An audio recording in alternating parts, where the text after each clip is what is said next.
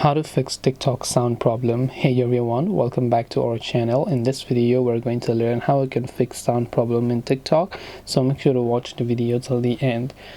If you want to fix sound problem on TikTok, first of all, let's say you're having the issue with the sound. First, you can just try to scroll through many videos because sometimes a specific video could not have the audio.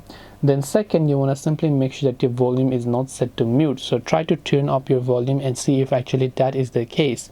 If still not, then there could be a couple of ways to fix it. First of all, long press on the TikTok app icon for Android users, tap on the I button to come to app info, go to storage and cache, clear cache and try to clear the data. So once you clear the cache files and data, open up your Play Store and in the search bar just go ahead and then search for TikTok and check if the TikTok app has an update, and if it does, then make sure to update it to the latest version. So this way you should be hopefully able to solve the TikTok sound problem. I hope that this video helped you. If you have got any more questions, feel free to leave them down below. Thank you for watching and see you in the next video.